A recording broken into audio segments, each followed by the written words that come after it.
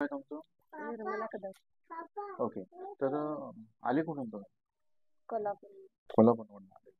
आणि नेमकं काय त्रास होता तुम्हाला आणि किती दिवसापासून नव्हता?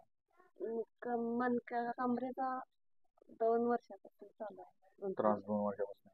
आणि काय नेमकं काय होत होतं? कमरेत असं पाऊल एक बाजू हे झाले पॅकच झाले. ओके. भरपूर दुखायची. भरपूर दुखत. चालायला वगैरे त्रास व्हायचा. चालायला त्रास आहे. हो का? बसून उठायला येत नव्हतं. ओके. आणि याच्यावरती काय ट्रीटमेंट घेतली? किती डॉक्टरांना दाखवलं?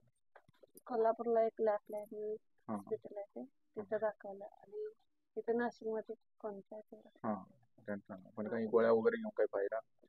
नाही काय फायदा झाला नाही. काही नाही झालं. ठीक आहे. पण आता माझ्याकडे 2 दिवसात किती फरक जाणवला? थोडस म्हणजे बऱ्यापैकी जरा हा झालंय. बऱ्यापैकी झालं. बऱ्यापैकी. ठीक आहे. तर आता नेमकं झालं काय होतं ते सांगतो. तुमच्या कमरामध्ये 4-5 मिनिट गॅप आला म्हणजे वरती खाली सरकली. ॲक्च्युली गादी असते ती बरीच बाहेर आली. गादी बाहेर आल्यामुळे कमरापासून पाय दुखणं, जड पडणं, रग लागणं, कळ लागणं म्हणजे ना असं व्हायचं. पण आपण काय केलं, जो मणका असतो तो जागेवर आणला, त्याची गादी असते ती लेवलला. म्हणून तुमचं पाय दुखणं कमी झालं, तर रक्तपुरवठा प्रॉपर झाला. म्हणून कमरापासून पाय दुखणं कमी झालं किंवा सूज कमी झालं. पण याला काही नियम आणि पथ्य आहे. त्या नियमात राहिले का त्रास होणार नाही. पण नियम तोडले की दुखणं चालू म्हणजे कमरा झटका बसला असं काही करायचं. थोडे दिवस आंबट वाटतं, गॅस होईल, ॲसिडिटी होईल किंवा पित्त होईल अशा बरोबर खायचं नाही. दुसरं जास्त 15 किलो 20 किलोच्या पुढे वाकून वजन उचलायचं नाही. कमरेला झटका बसला असं काही करायचं नाही. समजलं? या गोष्टी लक्षात ठेवा.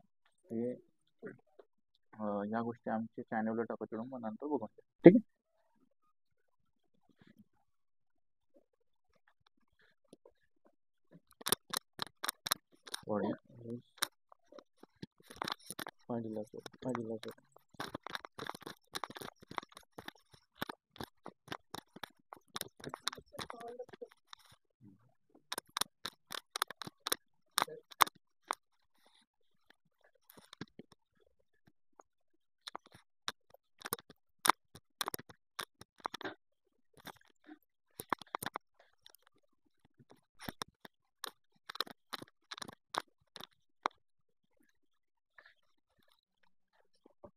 इकडे मान करा, हात खाली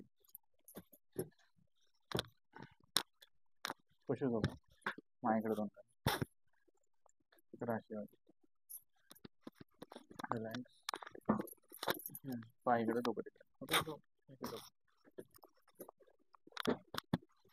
मॅडम करा अशी बोला. पाय इकडे डोकं तिकडे. चालतं का? चालतं. पूर्ण पाल हात खाली खाली घ्या. खाली असं मान